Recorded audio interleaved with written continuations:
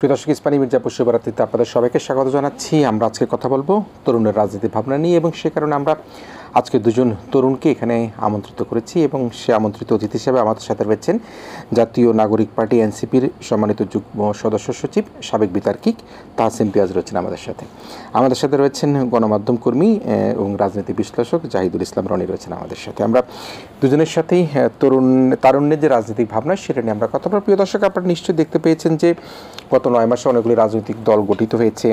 আমরা দেখতে পাচ্ছি যে তরুণরাই পাল্টে দিতে পারে এবারের যে রাজনীতির পরিবর্তন, সেটি আমরাও গণমাধ্যমে দেখতে পেয়েছি, এবং নতুন ভোটার অনেকে হয়েছে। সব কিছু মিলিয়ে আমরা একটা মিশ্র আলোচনার মধ্যে দিয়ে আমরা দুই তরুণের কাছ থেকে জানবার চেষ্টা করবো। আমি তাহসিন পিয়াজ আপনাকে স্বাগত জানাই। এটিএন বাংলার বিতর্কের মঞ্চে আপনি অনেক ঝড় তুলেছিলেন। রাজনীতির মঞ্চে কতটুকু তুলবেন এখনো ভবিষ্যতের অপেক্ষায় আছি আমরা। তবে আমরা মনে করি যে আপনাদের মতো তরুণরা রাজনীতিতে আসা দরকার। তবে সেই প্রেক্ষাপটে বেশ কয়েকটি মিশ্র প্রতিক্রিয়া আছে। 2024 সালের আগস্ট মাসের পর থেকে আমরা দেখতে পাচ্ছি এই পর্যন্ত 9 মাসে 22টি রাজনৈতিক দল গঠিত হয়েছে, 4টি প্ল্যাটফর্ম হয়েছে। এনসিপি তো আছে, এছাড়াও আমরা দেখতে পাচ্ছি নিউক্লিয়াস পার্টি, জনপ্রিয় পার্টি, জাগ্রত পার্টি, আমজনতা দল, জনতার দল, দেশ জনতা, মোট 22টি রাজনৈতিক দল গঠিত হয়েছে।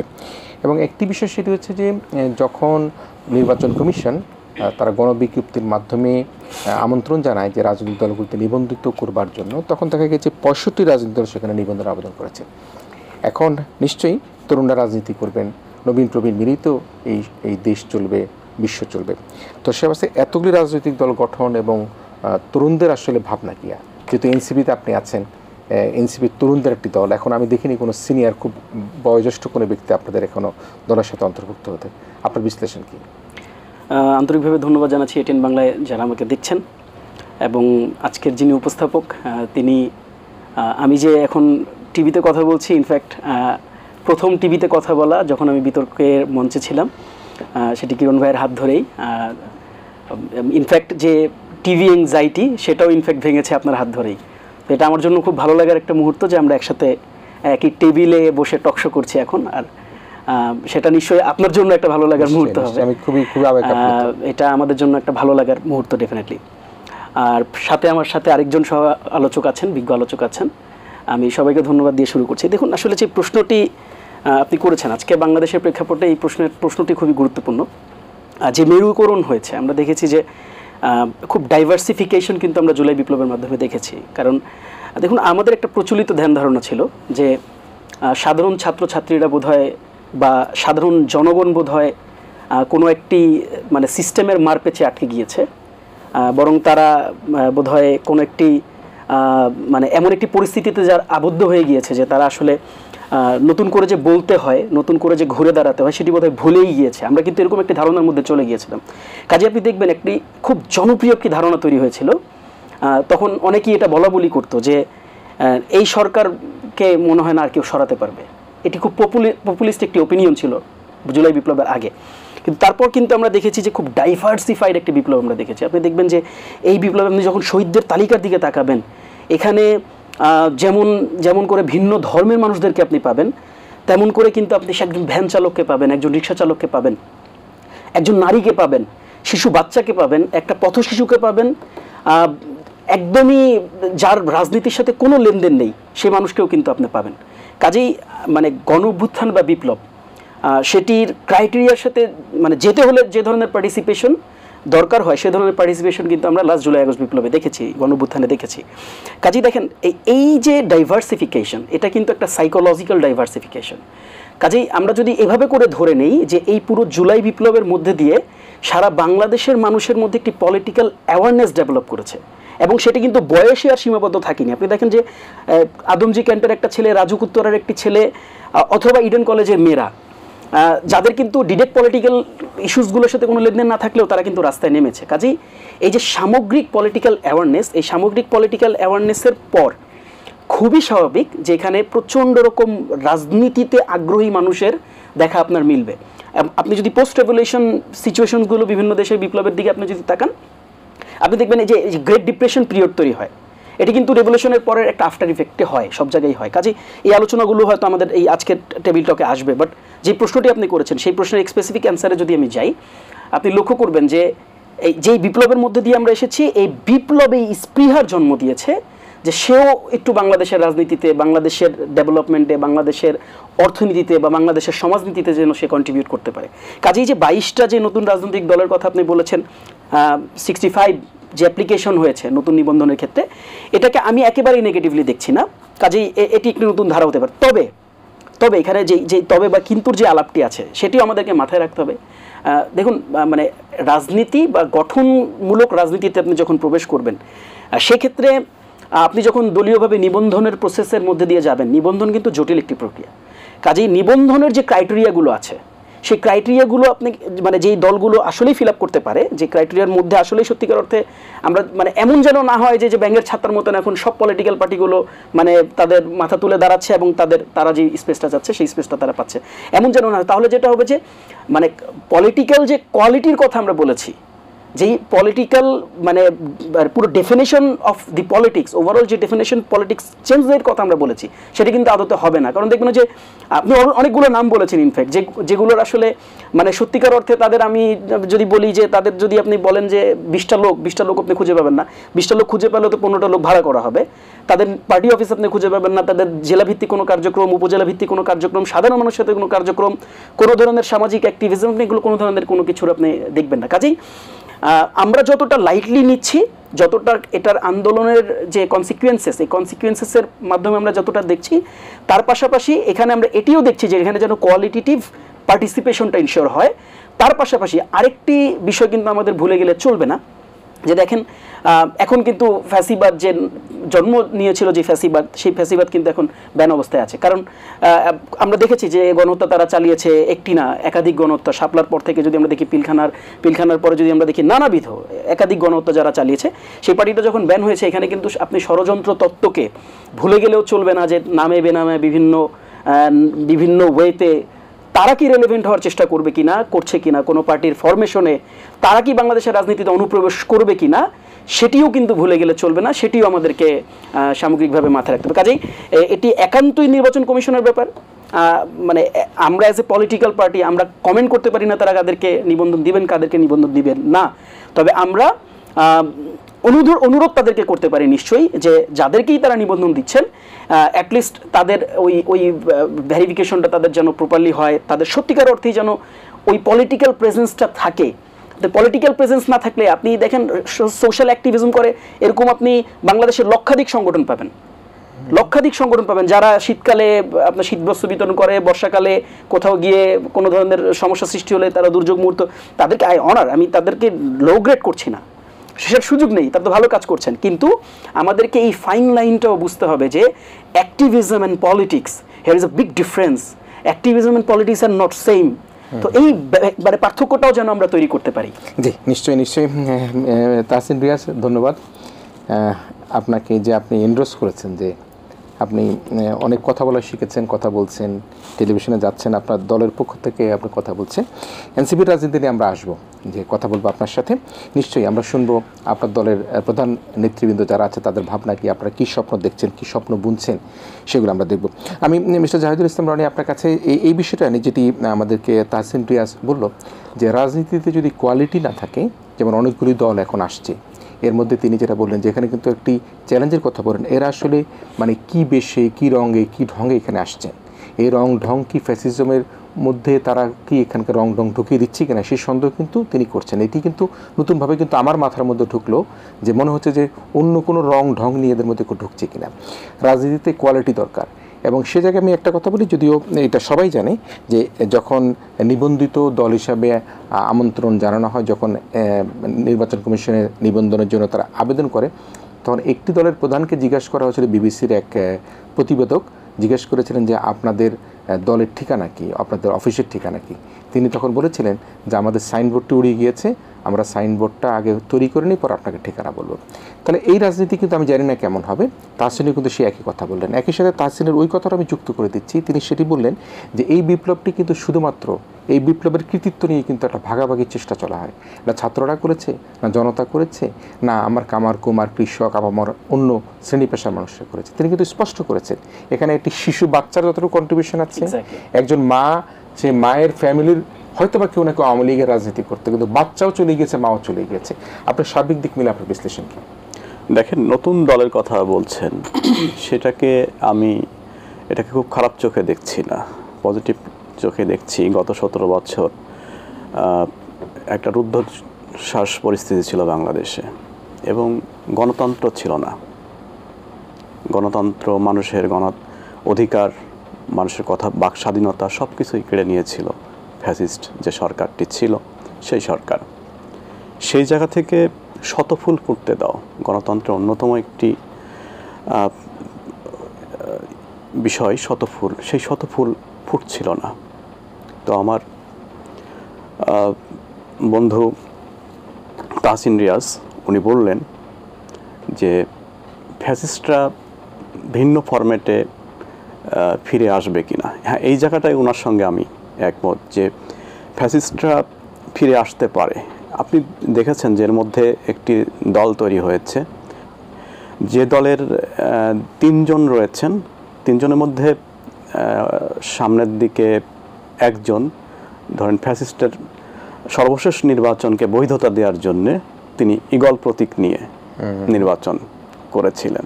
তাহলে কি ফ্যাসিস্টের দোসর ওই নতুন দলটি? আমরা কি দর্শকদের নামটা প্রকাশ করতে পারবো? আপনি যার কথা বলছেন এটা সবাই জানে, এটা পত্রপত্রিকায় আসছে, এবং সেই জায়গা থেকে, না আমি নামটা বলতে চাচ্ছি না, যে এটা সবাই জানে, যে সবার কাছে এখন উন্মুক্ত যে কারা ফ্যাসিস্টের দোসর ছিল, একদম আয়নার মতো মানে পরিষ্কার। যেটা উনি বললেন যে ছাত্র জনতার যে গণ অভ্যুত্থান, যে জুলাই আগস্টের যে আন্দোলন, এই আন্দোলনে কারা ছিল এটা বিশ্ববাসী দেখেছে। এটা সেই যে কারা ছিল না, এই ভাগাভাগির যে বিষয়টা, সেটা যারা বলতে আসবে, এটাকে মনে করা হবে যে কোনো উদ্দেশ্য নিয়েই তারা এটি বলার চেষ্টা করছে। এখানে সব শ্রেণী পেশার মানুষেরা, এটাই সত্য, সব শ্রেণী পেশার মানুষেরা যুক্ত হয়েছিলেন, শিশু থেকে বৃদ্ধ সবাই যুক্ত হয়েছিলেন, যার যে জায়গা থেকে, যার অবস্থান থেকে একটা মানে গণযুদ্ধের মতো তারা ফ্যাসিস্টের বিরুদ্ধে ঐক্যবদ্ধ হয়েছিল। এবং পৃথিবীতে যত গণ অভ্যুত্থান হয়েছে, সেই গণ অভ্যুত্থানগুলো ঠিক এরকমই, যে শেষ মুহূর্তে এসে সফল হয়, শেষ মুহূর্তে এসে পরিবর্তনটা হয়। তো সেই পরিবর্তনের ধারাবাহিকতায় যেটা হয়েছে যে 17 বছরে বাংলাদেশে গুম খুন হয়েছে, গুমের সংস্কৃতি চালু হয়েছিল, খুনের সংস্কৃতি চালু হয়েছিল, লক্ষ লক্ষ মিথ্যা মামলার সংস্কৃতি চালু হয়েছিল। সারা বাংলাদেশ একটা রুদ্ধশ্বাস পরিস্থিতির মধ্য দিয়ে যাচ্ছিল, মানুষের মানে বুক ফেটে যাচ্ছিল, মুখ ফোটে না। সেই সঙ্গে রাজনীতির রাজপথে স্বাভাবিক রাজনীতি করার কোনো পরিবেশ ছিল না। বিভিন্ন সময় বাংলাদেশের যদি মানে ফ্যাসিস্টদের এগেনস্টে যে দলটি নেতৃত্ব দিয়েছে, বাংলাদেশ ন্যাশনালিস্ট পার্টি বিএনপি কিন্তু বারবার বিএনপি শীর্ষ নেতৃত্ব বলে আসছিল যে শান্তিপূর্ণ সভা সমাবেশ করতে চায় তারা। সেই সাধারণ সভা সমাবেশ করার অধিকারটুকু কিন্তু ফ্যাসিস্টরা কেড়ে নিয়েছিল। পার্টি অফিস দখল, পার্টি অফিসে তালা মারা, এরপরে শান্তিপূর্ণ সমাবেশে হামলা, এরপরে লাশ আইন শৃঙ্খলা বাহিনীর মাধ্যমে অপোজিশনের লাশ ফেলে দেয়া, এটা একটা সংস্কৃতি চালু হয়েছিল। সেই জায়গা থেকে তো মানুষ নতুন দল করবে, এইটাই মানে কোনো রকম সারভাইভ করে বেঁচে থাকাটা, সেটাই চলছিল। এরপরে যখন জুলাইয়ের গণ অভ্যুত্থান হলো, তখন মানুষ একটা দীর্ঘশ্বাস ছেড়ে বাঁচলো। তখন অনেকেই স্বপ্ন দেখছে। মানুষ কি এখন স্বস্তিতে আছে? এখন স্বস্তিটা যেটা, ওইটা আবার আলাদা জায়গায় গেছে। দীর্ঘশ্বাস ফেলে মানুষ বেঁচেছে, হাঁপ ছেড়ে বেঁচেছে, কিন্তু এই মুহূর্তে মানুষের স্বস্তিটা নিয়ে একটু কথা উঠছে। সেই কথাটা উঠছে যে একসময় ফ্যাসিস্টের সময় আমি যখন বাসায় ফিরতে একটু রাত হতো, তখন পরিবারের লোকজনগুলো টেনশনে থাকতো, বারবার ফোন দিত। গত কয়েকদিনে দেশে এমন কিছু ঘটনা ঘটেছে যে মানুষ আবার অস্বস্তি পড়েছে। সেটা কি তাহলে কারা করছে, এটা আমাদের দেখা দরকার। তাহলে কি ফ্যাসিস্টরা নতুন কোনো ফরম্যাটে আবার মানে ক্ষমতা হারানোর যে কষ্ট, সেই কষ্ট থেকে একটা অস্থিতিশীল পরিবেশ তৈরি করার চেষ্টা করছে? এটা আমাদের দেখা দরকার। আপনি মনে করছেন যে স্বস্তির জায়গাটা এখন একটু অস্বস্তিতে আছে আছে। আছে নিশ্চয়ই। অবশ্যই আমি আছে। আমরা আলোচনায় আসবো। আমি তাহসিন রিয়াজ, অস্বস্তির কথা কেন আসছে? আমরা তো একটা স্বস্তির নিঃশ্বাস ফেলবার জন্যই জুলাই আগস্ট বিপ্লবের মধ্যে দিয়ে এই দেশে অভ্যর্থনের মধ্যে দিয়ে ফ্যাসিস্ট সরকারকে পতনের কথা বলছি, শেখ হাসিনা পালিয়ে গেছে, তার দোসরা পালিয়ে গেছে, তারপরে কেন অস্বস্তি? আচ্ছা দেখুন, মানে এখানে অনেকগুলো মানে কারণ আছে। আমরা আসলে একটু যদি ডিটেইলি দেখতে চাই, আপনি দেখবেন যে মানে বিগত 16 বছর কিন্তু পুরো একটা সিস্টেমেটিক কিন্তু ফ্যাসিজম আমরা দেখেছি। মানে আমরা কখনো এই কথাটা বলি না, আমরা শুধু ফ্যাসিজম বলি, কিন্তু এটা যে একেবারে একটা সিস্টেমেটিক ফ্যাসিজম, মানে সিস্টেমেটিক ফ্যাসিজমটা আসলে কেমন, এটা দেখতে কেমন, এটা যদি একটু প্রশ্নটা যদি একটু এলাবোরেট করি, উত্তরটার দিকে যদি যাই, আপনি দেখবেন যে একটা সিস্টেম যখন আপনার একটা রাষ্ট্রের যখন সকল ইনস্টিটিউট, সকল মানে আপনার সংবিধান সিদ্ধ প্রতিষ্ঠানগুলো যখন ফ্যাসিজমকে সার্ভ করে, তখন এটাকে সিস্টেমেটিক ফ্যাসিজম আমরা বলি। তো দেখেন এই যে সিস্টেমেটিক ফ্যাসিজম, তো সিস্টেমেটিক ফ্যাসিজম যখন ফেল করে তখন কিন্তু রাষ্ট্র কলাপস করে। আপনি পৃথিবীর সকল দেশের ইতিহাস আপনি একটু ঘেঁটে দেখেন, পুরো রাষ্ট্রটা কলাপস করে। কারণ তখন মানে ফ্যাসিজম কেন ফ্যাসিজম বলা হয়, মানে একটা সিঙ্গেল চেইনের কমান্ডে তখন কিন্তু সব কিছু চলে। কারণ কোনো প্রতিষ্ঠানের স্বাধীনতা থাকে না। আপনি ইলেকশন কমিশনের স্বাধীনতা দেখেছেন, আপনি দুর্নীতি দমন কমিশনের স্বাধীনতা দেখেছেন? দেখেন নাই তো, কারণ সব কিছুই পরিচালিত হচ্ছে গণভবন থেকে। কাজেই এই যে সিস্টেমেটিক ফ্যাসিজম, যখন সিস্টেমেটিক ফ্যাসিজম ফেল করেছে, রাষ্ট্রের কলাপস করার কথা ছিল। আপনি একটু যদি ডটগুলো কানেক্ট করেন, আপনি নিশ্চয়ই শুনেছেন ওবায়দুল কাদের কি বলেছিল যে যদি ফ্যাসিজম ফল মানে যদি তাদের সরকার পতন হয় তাহলে সারা দেশে তাদের 4 লক্ষ নেতাকর্মী মারা যাবে। 4-5 লক্ষ তার মুখের কথা কিছু। কাজেই আপনি যখন ডটগুলো কানেক্ট করবেন, তার মানে আপনাকে বুঝতে হবে যে রাষ্ট্রের প্রত্যেকটি প্রতিষ্ঠান 5 তারিখের পর ফেল করেছিল। যখন রাষ্ট্রের প্রত্যেকটি মানে প্রতিষ্ঠান নিষ্ক্রিয় হয়ে যায়, তখন এটাকে সক্রিয়করণের প্রয়োজনীয়তা দেখা দেয়। আর এই সক্রিয়করণটা হচ্ছে একটা প্রসেস। মানে আপনি তো চাইলেই, এটা তো আলাদিনের চেরাগের মতন না যে আপনি একটু চেরাগ ঘষবেন, আপনি আলাদিন বের হয়ে আসবে, আপনি বলবেন যে just fix everything and he will fix everything for you. It's not, it's quite impossible. কাজেই এটা একটা প্রক্রিয়ার মধ্যে দিয়ে আপনাকে যেতে হচ্ছে। রাষ্ট্র কিন্তু সেই প্রক্রিয়ার মধ্যে দিয়ে গিয়েছে। আপনি দেখেন, আমি যদি আপনাকে প্রশ্ন করি, 16 বছরের রিক্রুটমেন্ট পুলিশে, 16 বছরে পুলিশের যদি রিক্রুটমেন্ট দলীয়ভাবে হয়ে থাকে, তাহলে সেই পুলিশ আপনাকে কি সার্ভ করবে, মানে আপনার ন্যাশনকে কি সার্ভ করবে যদি তার মানে আজ্ঞাবহ যে যিনি ছিলেন তিনি যদি চলে যান? করেনি তো। আপনি দেখবেন যে এই যে আইন শৃঙ্খলার যে অবনতি, আমরা তো সেটাকে স্বীকার করি, যে অবনতিটা হয়েছে। আমাদের এই মানে কারণটার দিকেও তো আমাদেরকে তাকাতে হবে। আপনি যতগুলো প্রতিষ্ঠান দেখেছেন, যতগুলো আমি যদি বলি যে আমলাতন্ত্রের দিকে যদি আপনি তাকান, আপনি যদি স্বাধীন কমিশনগুলোর দিকে তাকান, প্রত্যেকটা প্রতিষ্ঠানই তো সেম পজিশন এবং কন্ডিশন ছিল। কাজেই এই প্রক্রিয়ার মধ্যে দিয়ে যেতে এই সরকারকে তো পেতেই হওয়ার কথা, তো মানে অস্বাভাবিক কিছু না। কাজেই আমরা যারা সাধারণ জনগণ, যেমনটা ভাই বলেছেন, আমি তার সাথে দ্বিমত করছি না, ডেফিনেটলি অস্বস্তির জায়গা আছে, কিন্তু এই অস্বস্তি আর আগের যে অস্বস্তি সেটার মধ্যে কিন্তু ফার ডিফারেন্স আছে। আপনি আজকে দেখেন, আপনি খেয়াল করে দেখেন যে আজকে আপনি মাহফুজ সাহেব যিনি উপদেষ্টা, মাহফুজ সাহেবকে বোতল নিক্ষেপ করা হয়েছে না? আপনি আমাকে বলেন যে নিয়মতান্ত্রিক কোন আন্দোলনে সরাসরি মন্ত্রী পর্যায়ের লোকজন গিয়ে এভাবে করে মানে প্রোটেস্টারদের সাথে কথা বলেছে? বলে নাই তো। তো ডেমোক্রেসির একটা মজা আছে। ডেমোক্রেসির মজা হচ্ছে যে আপনার যে রাষ্ট্রের পরিচালক যারা আর রাষ্ট্রের জনগণ যারা, তাদের মধ্যে দূরত্ব থাকবে না, এই দূরত্বটা কমে আসবে। This is the actual fundamentals of democracy. You will be too closer to your administratives. This is how democracy functions. কাজেই দেখেন, এই পরিবর্তনগুলো তো সময় সাপেক্ষ, এই সময়টা রাষ্ট্রকে দিতে হবে। আমি সমালোচনা করছি, ডেফিনেটলি আমি সমালোচনা করছি। বিগত কিছুদিন আগে আমরা ঢাকা বিশ্ববিদ্যালয়ে আমরা লাশ দেখেছি। এই লাশ তো আমরা 5 তারিখের পর দেখতে চাইনি, কিন্তু খেয়াল করেন যে যেই লাশ আমরা দেখেছি, আমি এটাকে নর্মালাইজ করছি না, আমাকে মিসকোট করতে পারে কেউ, কিন্তু আমরা কিন্তু যদি আগের রেজিমের সাথে এই রেজিমকে তুলনা করি, আগের রেজিম 2000 মানুষের লাশ ফেলেছে। Hair is the comparison. আমি সাম্যের যেই লাশের যে সাম্যের যে হত্যা, সেটার তীব্র প্রতিবাদ, নিন্দা এবং বিচার তো আমরা রাষ্ট্রের কাছে সবসময় চেয়েছি, এবং রাষ্ট্রই বিচার নিশ্চিত করার জন্য অ্যাকাউন্টেবল, কিন্তু কারণ এটা আগের রাষ্ট্র না, এই রাষ্ট্র তো জনগণের রাষ্ট্র। এই রাষ্ট্রের ম্যান্ডেট তো 5 তারিখে জনগণ তাদেরকে দিয়েছে। কাজেই এই সরকারকে যে অস্বস্তির কথা তিনি বলেছেন, এই অস্বস্তির জবাবদিহিতা ওই রাষ্ট্রকে করতে হবে। তবে এই জবাবদিহিতা চাওয়ার পাশাপাশি আমাদেরকে এটাও মাথায় রাখতে হবে যে পোস্ট রেভুলেশন সিনারিওতে কী কী হয়, যেটা আমি বলেছি গ্রেট ডিপ্রেশন পিরিয়ড তৈরি হয়। মানুষের মধ্যে যে আকাঙ্ক্ষা ছিল, আপনি খেয়াল করে দেখেন 16 বছর কেউ কোনো দাবি দাওয়া নিয়ে কিন্তু রাস্তায় নামতে পারেনি, কিন্তু 16 বছর যখনই আমরা যখন পেছনে ফেলে আসলাম 300 প্লাস মাইনাস মুভমেন্ট আমরা বাংলাদেশে হতে দেখেছি।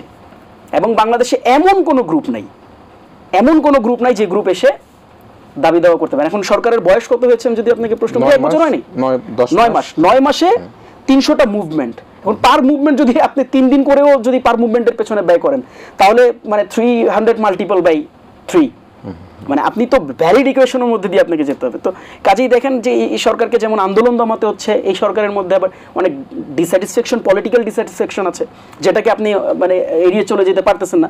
বিএনপির কিছু ডিমান্ডস আছে, জামাতের কিছু ডিমান্ডস আছে, আদার পলিটিক্যাল পার্টিজের অনেক ডিমান্ডস আছে, এগুলোও তাদেরকে ফেস করতে হচ্ছে। কাজেই আপনি যদি খুব র্যাশনালি ক্রিটিক করেন, অবশ্যই আমাদেরকে ক্রিটিক করতে হবে, কিন্তু ক্রিটিসিজম বন্ধ করা যাবে না। যদি ক্রিটিসিজম আপনি বন্ধ করে দেন, তাহলে তো আপনি ফ্যাসিজমের দরজাটা খুলে দিলেন, সেই দরজাটা আমরা খুলতে চাই না।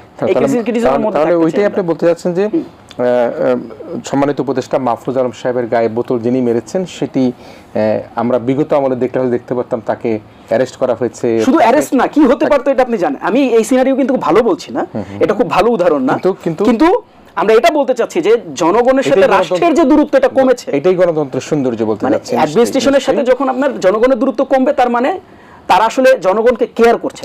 That's the message here. নিশ্চয়ই। এবং ঢাকাটা দাবির শহরে পরিণত হয়েছে, প্রতিদিনই কোনো না কোনো দাবি যাচ্ছে। প্রিয় দর্শক, আমরা দুজন তরুণের সাথে কথা বলছি। একজন হচ্ছে জাতীয় নাগরিক কমিটির এনসিপির সম্মানিত যুগ্ম সদস্য সচিব, একই সাথে সাবেক বিতার্কিক তাহসিন রিয়াজ, রয়েছেন গণমাধ্যম কর্মী জাহিদুল ইসলাম রনি। আমরা একই আলোচনা আবার ফিরে আসবো তরুণের রাজনীতির ভাবনা নিয়ে। ছোটটা বিরতি নিচ্ছি প্রিয় দর্শক, অল্প কিছুক্ষণ বিরতির মধ্যেই আমরা আবার আপনাদেরকে নিয়ে দুজন অতিথির সামনে উপস্থিত হব। ইসমাইল মির্জাপুর শুভরাত্রিতে আপনাদেরকে আবারও স্বাগত জানাচ্ছি। আমরা কথা বলছিলাম তরুণের রাজনীতি ভাবনা নিয়ে, এবং আজকে আমাদের সাথে অতিথি হিসেবে রয়েছেন এনসিপির যুগ্ম সদস্য সচিব জনাব তাহসিন রিয়াজ, রয়েছেন গণমাধ্যম কর্মী জাহিদুল ইসলাম রনি। আমরা দুজনকে আবার আমাদের স্টুডিওতে স্বাগত জানাচ্ছি। আমরা রিয়াজের সাথে কথা বলছিলাম এবং তিনি বিএনপির কিছু অসন্তুষ্টির কথা বলল। এই শহরটি দাবির শহরে পরিণত হচ্ছে। গত 15-16 বছর মানুষ কথা বলতে পারেনি, সেই কারণেই কিন্তু মানুষের মধ্যে এক ধরনের, এটা কিন্তু আনন্দের অশ্রুজল যেমন চোখে আসে না, ঠিক হয়তোবা আমি যেটা বোঝাবার চেষ্টা করেছেন, এটা আনন্দের অতিপ্রাপ্তির হয়তোবা একটা প্রত্যাশার কারণে মানুষের মধ্যে এই ধরনের বিভিন্ন যমুনা ঘেরাও করা, নানা রকম কর্মসূচি নিয়ে যাওয়া, সেটি হতে পারে। যে বিষয়টি আমরা আলোচনা করবো, আপনি পূর্বের মিস্টার রিয়াজের আলোচনার সাথে যুক্ত থাকবেন, আপনি বলবেন। তার সাথে বলতে চাই যে এবার যেটি বড় একটা কথা হচ্ছে, সেটা হচ্ছে যে ভোটের হিসাব নিকাশ পাল্টে দিতে পারে কিন্তু তরুণরা। আমরা এই তরুণের রাজনীতির ভাবনা নিয়ে কথা বলছিলাম, তরুণরা আসলে কোন দিকে আছে। যেমন আমরা যদি বলি, আমি একটা পরিসংখ্যান দিচ্ছি আপনাকে, নিশ্চয়ই পরিসংখ্যান সবার কাছেই আছে, যে 18 থেকে 29 বছর বয়সী তরুণ ভোটারের সংখ্যা 3,04,07,000, আর মোট ভোটার হচ্ছে 12,37,00,000। তো সব মিলিয়ে তরুণ ভোটারদের আছে সুইং ভোট, যেটাকে বলা হয়। আমরা তো আমেরিকান নির্বাচনে শুনি যে সুইং স্টেট, আর আমাদের দেশে বলে আমরা সুইং ভোট। তরুণরা কোন দিকে আছে বলে আপনার একটা বিশ্লেষণ আপনি যদি করেন? আমার কাছে মনে হয় তরুণ আর পরিবর্তন দুইটা একে অপরের পরিপূরক, এবং তরুণরা দেশপ্রেমিক হয়, নির্লোভ হয় এবং নির্মোহ হয়। তারা পরিবর্তনকে সাধুবাদ জানায়, এবং তাদের কাছে যেহেতু লোভ সামনে থাকে না, ভালোকে ভালো বলে এবং ভালোটাকেই তারা বেছে নেয়। সেক্ষেত্রে অবশ্যই এই যে তরুণ ভোটার, আগামীর পরিবর্তনটা তরুণ ভোটারদের উপরে অনেকখানি নির্ভর করবে। অনেকখানি বলতে যদি আরও নির্লিপ্ত হয়ে বলা যায় যে পুরোটাই নির্ভর করার ব্যাপার থেকে যায়। কারণ আমরা সদ্য যে আন্দোলন দেখলাম, জুলাইয়ের গণ অভ্যুত্থান, তারও আগে যখন দেখেছি 52-এর ভাষা আন্দোলন, 69-এর গণ অভ্যুত্থান, মহান মুক্তিযুদ্ধ 71-এ, এরপরে এরশাদ জামানায় স্বৈরাচার বিরোধী আন্দোলন, এরপরে গত 17 বছরের যে আন্দোলনটা ছিল, সেখানে কিন্তু বিরোধী দল যারা রাস্তায় ছিল, বিএনপি সহ, তাদের সবার সঙ্গেই কিন্তু যেসব দল ফ্যাসিস্ট বিরোধী প্ল্যাটফর্মে হাঁটছিল জুলাইয়ের আগ মুহূর্ত পর্যন্ত, রাজনৈতিক দলগুলোর কথা বলছি আমি, তো সেখানে তরুণরা কিন্তু অনেকাংশেই তারা যার যার অবস্থান থেকে, যার যার দলীয় আদর্শ নিয়ে তারা রাস্তায় ছিল। এবং আমরা দেখতে পেয়েছি যে সেখানে বারবারই বলা হচ্ছিল যে গত 17 বছর ধরে ভোট দিতে পারে না। এই ভোটের বিষয়টি এখনকার নতুন প্রজন্ম, মানে ভোটটা যে একসময় উৎসব ছিল, ভোটটা যে বিগত দিনে 2008-এর নির্বাচন পর্যন্ত গণতান্ত্রিক, যদিও 2008-এর নির্বাচন প্রশ্নবিদ্ধ নির্বাচন, তারপরেও উৎসব, কিছুটা উৎসব মুখর ছিল। এরপরে যেসব নির্বাচন হয়েছে, যারা নতুন ভোটার আপনি বললেন 3 কোটি প্লাস তারা ভোট দিতে পারে নাই, আর যারা ভোট বিগত দিনে দিয়েছে তারাও ভোট দিতে পারে নাই। আমি 18 থেকে 29 বলেছি 3 কোটি 4 লক্ষ, 3 কোটি 4 লক্ষ, 30 থেকে 41 বছর বয়সী 3 কোটি 59 লক্ষ, এবং 42 থেকে 49 বছর বয়সী, যে বয়সের কাতারের মধ্যে আমরা পড়ি, আমি পড়ি, আমরা ভোট দেইনি বা দিতে পারিনি, কেউ দেয়নি, কেউ দিতে পারেনি। এই যে যেটা হয়েছে যে এই তারুণ্য ভোটের মাঠে বড় ফ্যাক্টর, এবং এই তারুণ্য কিন্তু মানে আমাদের সেই 90-এর তারুণ্য নয়, 90 পরবর্তী 00 দশকের তারুণ্য। এই তারুণ্য অনেক সচেতন, অনেক বেশি প্রযুক্তি নির্ভর, এবং এই তারুণ্য মুহূর্তের মধ্যেই মানে আইডেন্টিফিকেশন করে ফেলতে পারে কোনটা সঠিক কোনটা বেঠিক। সেই জায়গা থেকে যেসব রাজনৈতিক দল বাংলাদেশে বিদ্যমান রয়েছে, ভোটের মাঠে যারা পার্টিসিপেট করবে তারুণ্য বেছে নেবে, এবং তারুণ্য এই উদ্দীপনা দেখে যারা, আপনি যেটা বললেন যে তারুণের বাইরে যারা ভোট আপনারা দিতে পারেন নেই, আপনাদের সেই তাদের যে আগ্রহ আপনাদেরকে উদ্বুদ্ধ করবে এবং সঠিকটা বেছে নেওয়ার ক্ষেত্রে।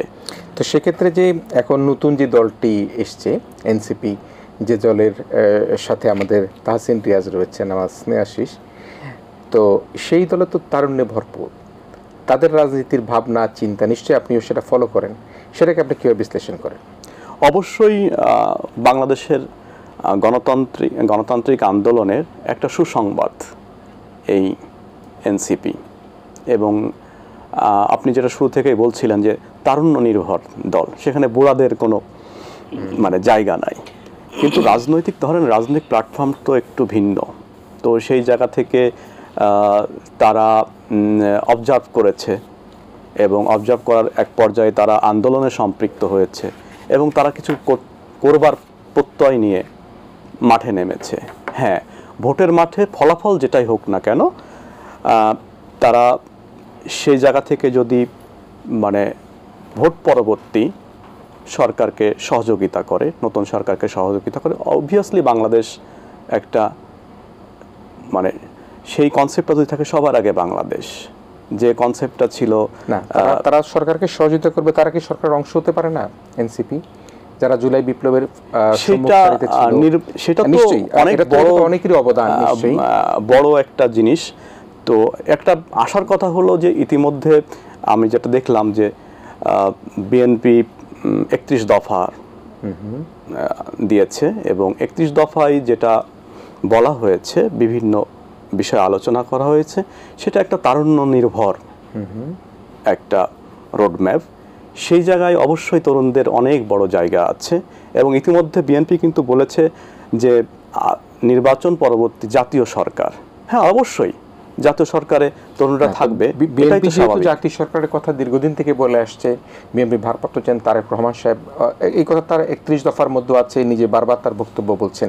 তাহলে এটি যদি হয়, তাহলে যারা ফ্রন্ট সারিতে ছিল, আমরা বলবো না যে, তিনি নিজেই বলেছেন এই জুলাই বিপ্লবের যে অর্জন, সে অর্জনটি কিন্তু প্রত্যেকটি মানুষের, প্রত্যেকটি মায়ের, প্রত্যেকটি বাবার, নানা নানি, দাদা, খালা খালু, সবারই এই অর্জনটি।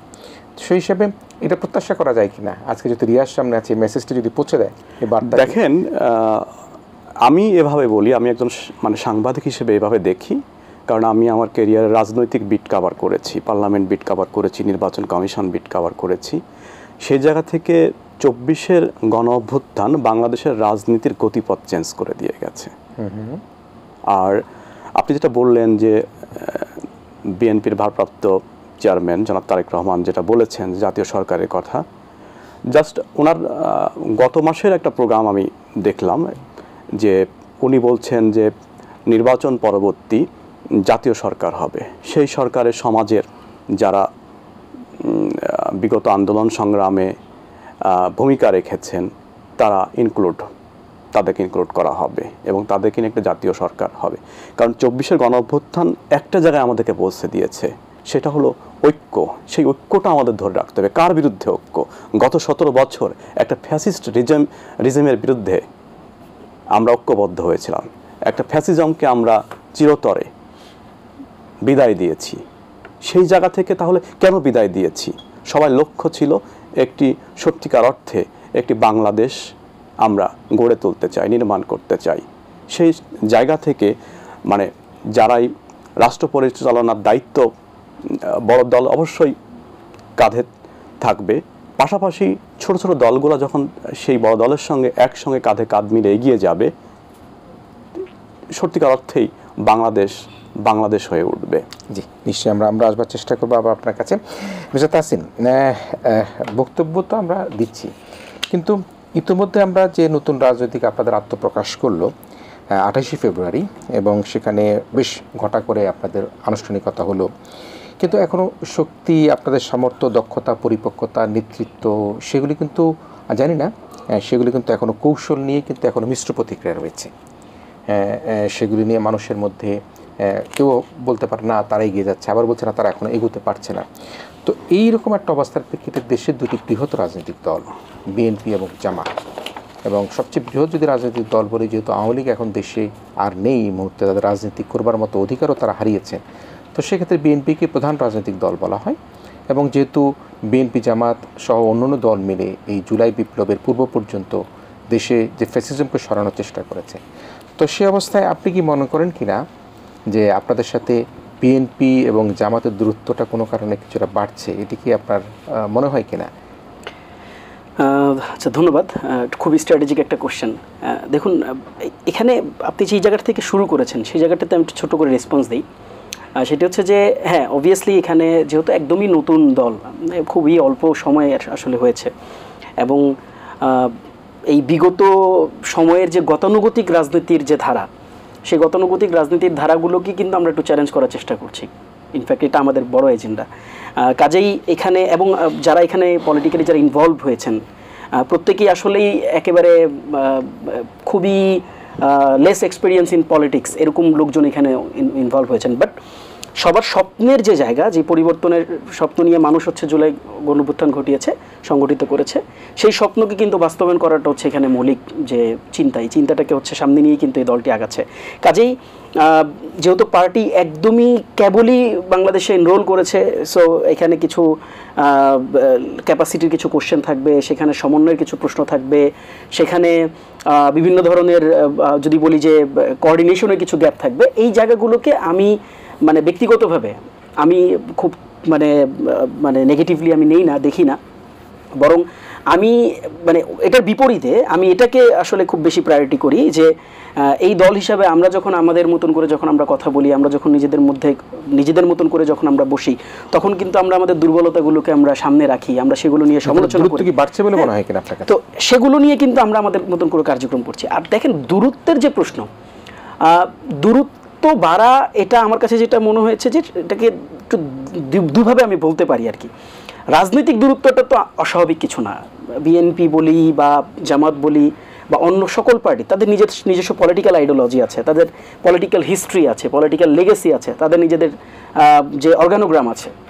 তো তাদের পলিটিক্যাল যে এজেন্ডা বা তাদের পলিটিক্যালি তাদের কার্যক্রম পরিচালনার যে প্রসেস বা প্র্যাকটিস, সেটার সাথে তো আমার দ্বিমত থাকতেই পারে। সেই দ্বিমত আছে, সেই দ্বিমত নিয়ে হয়তো কিছু কিছু ক্ষেত্রে কিছুটা টানাপেরণ আছে, কিছুটা দূরত্ব আছে, কিছুটা কথা কাটাকাটি আছে, কিছুটা শক্ত কথা, মিষ্টি কথাও আছে। সেটা তো পলিটিক্যাল মানে ডিসকোর্সের অংশ। কিন্তু আপনি এখন আমি যদি আপনাকে প্রশ্ন করি যে যেটা আমি একটু আগেও বলেছি যে ডেমোক্রেসির বিউটিটা কোথায়, আসলে ডেমোক্রেসির বিউটিটাই কিন্তু ডিবেট। আপনার সাথে আমার যদি মত মিলে যেত, আমি তো আপনার দল করতাম, বা আমি বিএনপি বা জামাত করতাম, যদি আমার মতামত মিলেই যেত। কাজেই ওই মতামতের যে ভিন্নতা, সেই মতামতের ভিন্নতা তো থাকবেই, থাকাটাই স্বাভাবিক। আর এটা হয়তো কিছু কিছু সময় দূরত্ব বাড়াচ্ছে, আবার হয়তো কিছু কিছু সময় দূরত্ব কমাতেও পারে। তো এটা একটা পলিটিক্যাল অ্যাজাম্পশনের বিষয়। মানে আপনি যে জায়গাটা বলেছেন যে দূরত্ব বাড়ছে কিনা, হ্যাঁ, দূরত্ব কিছু জায়গায় হয়তো বেড়েছে, কিন্তু ঐক্যের প্রসঙ্গে বাংলাদেশের প্রসঙ্গে, বাংলাদেশের পন্থার প্রসঙ্গে, বাংলাদেশের গণতন্ত্রের প্রসঙ্গে আমার কাছে মনে হয় না যে আসলে কোনো দলের সাথে কোনো দলের দূরত্ব আছে। যদি প্রশ্ন করি বিএনপি কি বাংলাদেশের যে পিওর যে ডেমোক্রেটিক প্র্যাকটিস, এটা কি বিএনপি চায় না? বিএনপি ডেফিনেটলি চায়। আমরা যদি বলি যে এটা জামাত কি চায় না? ডেফিনেটলি হয়তো জামাত চায়। আদারওয়াইজ আমি যদি আদার পলিটিক্যাল পার্টিসগুলোর কথা বলি, যে এনসিপির কথা বলি, আমাদের মৌলিক যে জায়গাগুলো, মৌলিক চিন্তাগুলো তো এক জায়গায় আছে। এখন দূরত্বটা কোথায় হচ্ছে? দূরত্বটা হচ্ছে মানে চাওয়া পাওয়া নিয়ে। আমাদের একটা ডিফারেন্ট ডিমান্ড আছে, যেহেতু আমরা গণঅভ্যুত্থান থেকে এখানে এসেছি। কি ডিমান্ড হতে আমাদের সেটাই আমি বলছি, যেহেতু গণঅভ্যুত্থান থেকে আমরা এসেছি, আমরা তো একেবারে সাধারণ মানুষের, একেবারে নন পলিটিক্যাল সাধারণ মানুষের ভাবধারাগুলো আমরা দেখেছি, শুনেছি, বুঝেছি। কাজেই বাংলাদেশের যে মৌলিক পরিবর্তনের কথা তারা ভেবেছিল, যে মৌলিক পরিবর্তনের স্বপ্ন তারা দেখেছিল, আমরা বলেছি যে এই মৌলিক পরিবর্তনগুলো নিশ্চিত হওয়া জরুরি। আপনি দেখেন যে এখনও ইলেকশন কমিশনের দিকে আমরা যদি তাকাই, ইলেকশন কমিশন যে প্রসেসে গঠন হয়েছে, কিন্তু 2022 সালের আইন, আপনি এখানে কোনো মৌলিক পরিবর্তন এখন ইনশোর করেননি। ইনফ্যাক্ট আপনি দেখেন সংস্কার কমিশন যেসব জায়গায় কারেকশন দিয়েছে, সংস্কার রিফরমেশনের জন্য যে সংস্কার কমিশন, ইলেকশন সংস্কার কমিশন যেটা গঠন করা হয়েছিল, তারা যেসব জায়গায় কারেকশন দিয়েছে, তারা বলেছে কি? তারা বলেছে যে পার্টি নিবন্ধনের যে প্রসেস, এই প্রসেসে তারা অনেকগুলো কারেকশন দিয়েছে। কিন্তু আপনি যখন দল নিবন্ধন করাচ্ছেন, যেহেতু এখন পর্যন্ত সংস্কার এখনো আপনি শুরু করে দিতে পারেন নাই, এটা তো কার্যক্রমের বিষয়। আপনি প্রস্তাবনা এসেছে, এটাকে ফ্যাক্ট চেকিং আছে, এটা তো অন্তর্বর্তীকালীন সরকার করেছে, যেটা আমি সেটি একটু বলছি, বিএনপির কথা বলছি না আমি। তো সরকারের এন্ড থেকে এই স্টেপগুলো নেওয়ার জন্য যে সময়টুকু পাওয়ার দরকার ছিল, সেটাই তারা পায়নি এখন পর্যন্ত। কাজেই এটা তো বিএনপির ম্যাটার না, সংস্কার তো বিএনপি করবে না, এখন রাষ্ট্রে যারা আছে এটার জন্য তারা দায়বদ্ধ। কাজেই এই সামগ্রিক যে মৌলিক পরিবর্তনগুলো, যে প্রত্যাশাগুলো জনগণের ছিল, আমরা বলেছি যে সেটা হয়ে আসা জরুরি। কিন্তু আমরা আবার প্রধান উপদেষ্টার পক্ষ থেকে যে ইলেকশনের টাইমলাইন দেওয়া হয়েছে, আমরা তো সেটার বিরুদ্ধচারণও করিনি। কাজেই যেই বাইনারিটা সেট করা হয়, বিরুদ্ধচারণ না করলেও যে সংবিধান, জুলাই চার্টার, এগুলি এটা তো জনগণের দাবি, এটা একটা পিওরলি জনগণের দাবি। আচ্ছা, জুলাই চার্টার কেন লাগবে না আপনি আমাকে বলেন? নিশ্চয়ই সেগুলি তো মানে স্বল্প সময়ের একটা ব্যাপার, সেগুলি করে ফেলা যায় কিনা? হ্যাঁ, ডেফিনেটলি করে ফেলা যায়। এখন দেখেন এখানে এই যে মানে যেটা হয়, যে বিতর্কগুলো কিন্তু এখান থেকে শুরু হয়েছে। আমরা জুলাই গণঅভ্যুত্থানের পরপরই কিন্তু আমরা বলেছিলাম যে 31 ডিসেম্বর, আপনার মনে থাকার কথা, আমরা বলেছিলাম যে সেখানে জুলাই ঘোষণাপত্র দিতে হবে। সেটা হয়নি। এখন জুলাই ঘোষণাপত্র আমার জন্য যতটুকু দরকার, জুলাই ঘোষণাপত্র বিএনপির জন্য তো দরকার। তাদেরকে 16 বছরের সংগ্রাম নাই? তাদেরকে এই যে বড় আন্দোলনটা হচ্ছে, তাদের সেখানে কি পার্টিসিপেশন নাই? আছে তো, তারাই তো বলে তাদের পার্টিসিপেশন আছে। রিকগনিশনটা কোথায়? রিকগনিশন নেই। আপনি যদি কিউবা বিপ্লবের দিকে তাকান, আপনি ফরাসি বিপ্লবের দিকে তাকান, আপনি স্পেনের দিকে তাকান, যত জায়গায় আপনি তাকাবেন, সব জায়গায় যেই বিপ্লব বা রেভলিউশন হয়েছে, সেটাকে কনস্টিটিউশনালি সিকিউর করা হয়েছে। এটা তো আমার আপনার প্র্যাকটিস না। আমি তো আকাশ থেকে কোনো তত্ত্ব নামিয়ে বলিনি যে আপনি আমাকে এটা দেন। It's the rightful claim. কাজেই আমার কাছে যেটা মনে হচ্ছে, যেটা সামগ্রিকভাবে সকল পার্টির দাবি এটা হওয়া উচিত, তার দলের কর্মীদের জন্য এই দাবিটা হওয়া উচিত, আমার জন্য না। নিশ্চয়ই আমরা আবার একটা বিরতি নিতে চাই, বিরতির পরে শেষ মুহূর্তের আলোচনায় আসবে। প্রিয় দর্শক, আমরা বিএনপি জামাতের সাথে এনসিপির দূরত্বের ব্যাখ্যা শুনলাম। নিশ্চয়ই আমরা সব কিছু গুছে যাক, হ্যাঁ, আলো ভেসে উঠুক, আমরা এটা চাই। আমরা বলছিলাম এক সময় যে আমাদের টানেলের শেষ জায়গায় কোনো একটা আলোর ঝলকানি আছে, সেই ঝলকানি কিন্তু আমরা জুলাই বিপ্লবের মধ্যে দিয়ে পেয়েছি। প্রিয় দর্শক, আমরা আবার একটা বিরতি নিচ্ছি। তাহসিন রিয়াজ রয়েছেন এনসিপির যুগ্ম সদস্য সচিব এবং রয়েছেন গণমাধ্যম কর্মী জাহিদুল ইসলাম রনি। এই দুজনকে নিয়ে আমরা আবার বিরতির পরে ফিরে আসছি। ছোটটা বিরতি নিচ্ছি। দর্শক, ইসমানী মির্জাপুর শুভরাত্রিতে আপনাদের সবাইকে স্বাগত জানাচ্ছি। আমরা কথা বলছিলাম তারুণ্যের রাজনৈতিক ভাবনা নিয়ে। আমাদের সাথে জাতীয় নাগরিক পার্টি এনসিপির যুগ্ম সদস্য সচিব তাহসিন রিয়াজ, গণমাধ্যম কর্মী জাহিদুল ইসলাম রনি রয়েছেন। আমরা মিস্টার রিয়াজের কাছ থেকে অনেক কথা শুনছিলাম। আমি জাহিদুল ইসলাম রনি, আমরা এই শেষ পর্যন্ত আলোচনা যদি একটু আসি, যে আওয়ামী লীগ এবং তার অঙ্গ সংগঠনের রাজনীতি তো দেখলাম আমরা নিষিদ্ধ হয়েছে, এবং তাদের প্রচার প্রচারণাও এখানে নিষিদ্ধ করা হয়েছে। তো সব মিলে যদি একেবারে মোটা দাগে আমরা আসি, যারা আওয়ামী লীগের রাজনীতিতে যুক্ত ছিলেন, সব তো দেশ থেকে পালিয়ে যায়নি, তারা তো দেশেই আছেন। তারা, আমি দেখতে পেলাম বিএনপি তাদের পক্ষ থেকে বলা হচ্ছে যে যদি এরকম ভালো কোনো কেউ থাকে তারা বিএনপি করতে পারবেন। আমি জানি না, হয়তো বা ভবিষ্যতে দেখা যাবে। আবার এনসিপিতে আমি একটা পত্রিকায় দেখলাম, এনসিপিতে আওয়ামী লীগের কারা জয়েন করেছে, কোথায় ফরিদপুর না কোথায় জানি, এটা দেখলাম জানি। তো সব মিলে কি এটা নিয়ে কি আবার কাড়াকাড়ি শুরু হয়ে যাবে কিনা, তারা কোথায় যাবে, আমরা একটু বিশ্লেষণ শুনতে চাই। না, আমি আবার ওইভাবে দেখছি না, কারণ এইভাবে যেটা পত্রপত্রিকায় যেটা মানে এসেছে প্রথম দিন থেকেই, আপনি জানেন যে বরাবরই গত 17 বছর ধরে বিএনপি মিডিয়া সন্ত্রাসের শিকার। বিএনপির যে কোনো বিষয় নিয়ে মিডিয়াতে মানে মিথ্যা করে বা অতিরঞ্জিত করে অনেক কিছুই প্রপাগান্ডা ছড়ানো হয়, সামাজিক যোগাযোগ মাধ্যমেও। এমনকি যারা আপনার অনেক সঠিক কথা বলেন বলে আমরা মনে করি সামাজিক যোগাযোগ মাধ্যমে, গত পরশুই তো একটা ঘটনা আমাদের চোখে পড়লো যে বিএনপির আপনার একজন নেতার বিরুদ্ধে মানে ছাগল কাণ্ডের বিষয়টা সামনে নিয়ে আসা হয়েছে, এবং এটা সর্ববই মিথ্যাচার। এবং এটা অনেক একটা অন্য জেলার ঘটনা, সেটাকে নিয়ে গিয়ে কিশোরগঞ্জ জেলায় চালিয়ে দেওয়া হয়েছে। পরবর্তীতে আমাদের ওই সম্মানিত ব্যক্তি যিনি পোস্ট করেছিলেন, পোস্টটি সরিয়ে নিয়েছেন। তো এরকম মানে এত সচেতন জায়গা থেকে আপনার মিডিয়ার বিএনপিকে দোষারোপ করার রাজনীতি আমরা দেখেছি। তাহলে ফ্যাসিস্টরা কি করতে পারে, কতটা করতে পারে, এগুলা করেছে।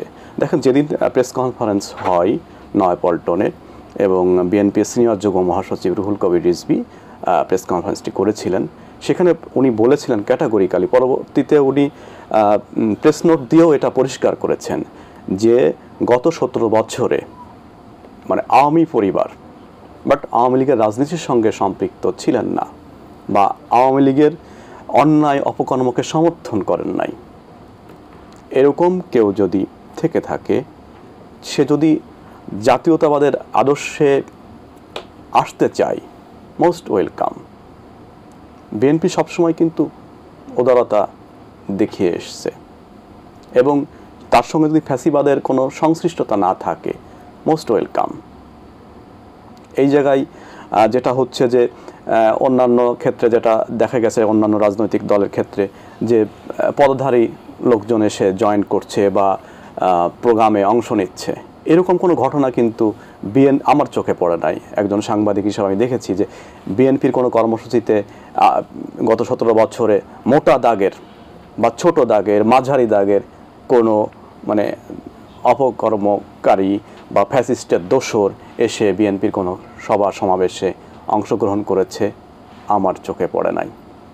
এটাকে বলাই হচ্ছে যে আওয়ামী লীগের সঙ্গে মানে ওইভাবে সম্পৃক্ত নয়। দেখেন একটা পরিবারে একটা ভাই আওয়ামী লীগ করতে পারে, একটা ভাই মানে কোনো দল করতে না পারে, তার ভালো লাগে নাই গত 17 বছরে, সে সমর্থন করে নাই আওয়ামী লীগকে যে আমার ভাই আওয়ামী লীগের সঙ্গে মিশে আওয়ামী লীগের দোসর হয়েছে বা বিভিন্ন অপকর্মের সঙ্গে যুক্ত হয়েছে, সে চুপচাপ থেকেছে। এখন তার ভাইয়ের দায়িত্ব সে নেবে না বা তার পরিবারের অন্য কোনো সদস্যের দায়িত্ব সে নেবে না। সে যদি জাতীয়তাবাদকে ভালোবাসে, জাতীয়তাবাদের পতাকা তলে আসতে চায়, সেক্ষেত্রে বিএনপি জায়গা দেবে, এটা তো খুবই স্বাভাবিক। অন্য রাজনৈতিক দলও যদি যেতে চায়, সেই ব্যক্তি আমার মনে হয় যে অন্যান্য রাজনৈতিক দলও সে বিষয়ে বিবেচনা। আমি একটা কথা আপনাকে একটু যুক্ত করতে চাই, সেটা হচ্ছে আপনি বলছেন বিএনপি গত 15-16 বছর মিডিয়া সন্ত্রাসের শিকার হয়েছে, এবং আমার স্পষ্ট মনে আছে যে 21 টেলিভিশন, সেই টেলিভিশনে বিএনপির ভারপ্রাপ্ত চেয়ারম্যান তারেক রহমান সাহেবের ভাষণ প্রচার করার কারণের জন্য আমরা টেলিভিশনটি থেকে, সেই টেলিভিশনের যিনি মালিক আব্দুল সালাম সাহেব, তিনি উৎখাত হয়েছেন, টেলিভিশনটি বন্ধ হয়েছিল, পরবর্তীতে মালিকানা পরিবর্তন হয়েছে, যদিও জনাব আব্দুল সালাম এখন আবার ফিরে এসেছেন।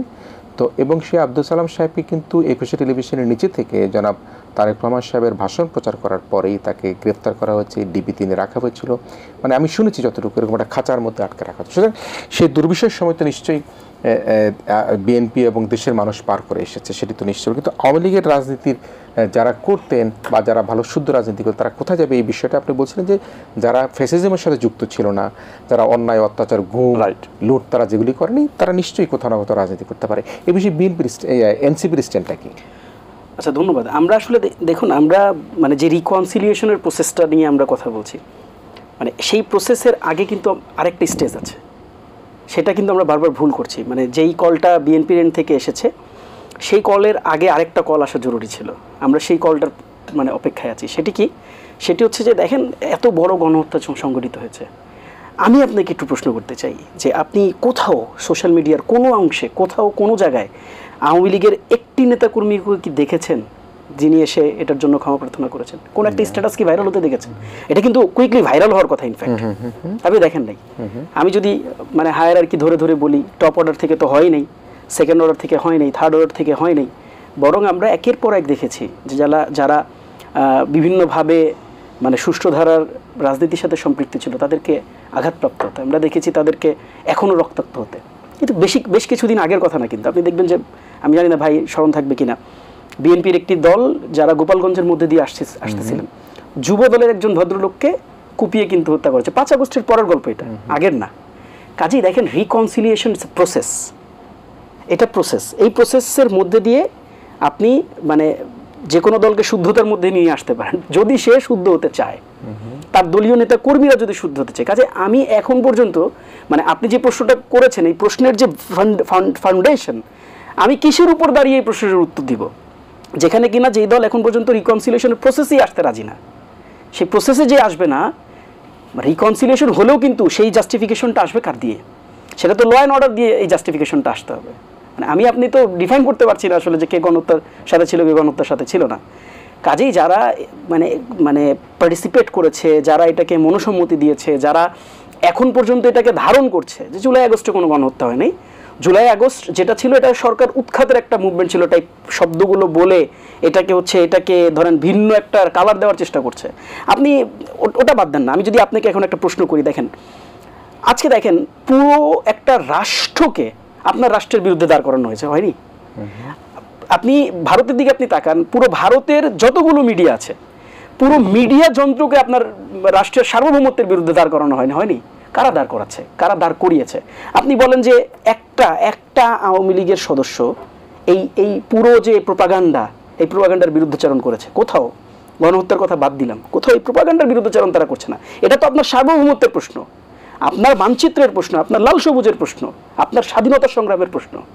কাজেই মানে এই রিকনসিলিয়েশন প্রসেসের মধ্যেই যেই দল নেই, সেই দলের ব্যাপারে আসলে কি জাস্টিফিকেশন আসবে, বা সেই দলের ব্যাপারে এনসিপি কি অবস্থান নিবে, it's far away to talk. তার মানে এনসিপি এখনো সেই অবস্থান থেকে ফার দূরে আছে। জি, অবভিয়াসলি।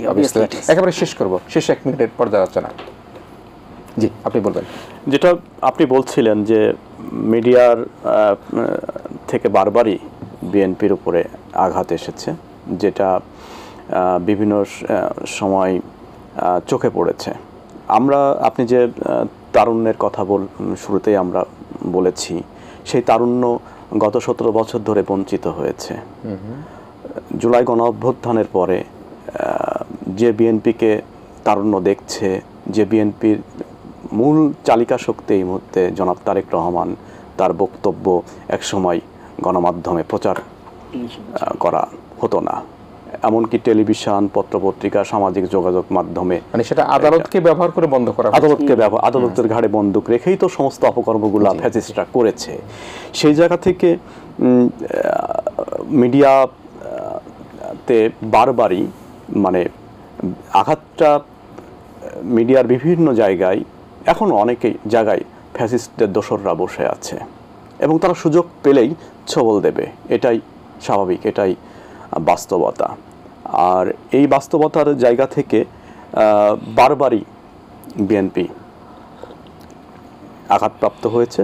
কিন্তু 5 আগস্টের পরের একটু পুরোটাই ভিন্নতা এসেছে, এবং যে তারুণ্যের রাজনীতির কথা বলা হচ্ছে, এবং এই তারুণ্যের যে একটা যুগান্তকারী পদক্ষেপ ইতিমধ্যে কিন্তু বিএনপি নিয়েছে। এবং আপনি জানেন যে 8টি সাংগঠনিক জেলায় তারুণ্য নির্ভর কর্মসূচি বিএনপি হাতে নিয়েছে, এবং এটা একটা মাইল ফলক মানে কর্মসূচি বিএনপির জন্যে। এবং তারুণ্যকে সেই আপনি যে 3,60,00,000 তরুণের কথা বললেন, সেই তরুণদেরকে উদ্বুদ্ধ করতে, হ্যাঁ, এখানে অন্যান্য যেসব রাজনৈতিক দল আছে তারাও তাদের মতো করে তরুণদেরকে আকৃষ্ট করার চেষ্টা করবে। সেই জায়গা থেকে তরুণরাই কিন্তু শেষ করতে চাই যে অভিনব মানে কর্মসূচি বিএনপি হাতে নিয়েছে। আপনারা দেখেছেন যে চট্টগ্রামে ইতিমধ্যে কর্মসূচি শেষ হয়েছে, 2 দিনে খুলনায় হয়েছে, এরপরে সিলেটে হবে, এরপরে সর্বশেষ ঢাকায় হবে। 8টি সাংগঠনিক বিভাগে 4টি ভেন্যুতে, এবং এটাকে বলা হচ্ছে একটা মাইল ফলক কর্মসূচি। তরুণদেরকে সামনের দিকে এগিয়ে একেবারে 10-20 সেকেন্ডে কিছু বলতে চান কিনা? না, আমরা ঐক্যবদ্ধ বাংলাদেশ দেখতে চাই। সকল গণতান্ত্রিক শক্তি ঐক্যবদ্ধ থাকুক, সুন্দর বাংলাদেশ বিনির্মাণের জন্য সবাই এগিয়ে আসুক, সবাই কাজ করুক, এবং যে গণতান্ত্রিক পদ্ধতিতে রাষ্ট্র নির্মাণ হওয়া দরকার, সেই পদ্ধতি দিয়ে রাষ্ট্র নির্মাণ হোক, এটি প্রত্যাশা।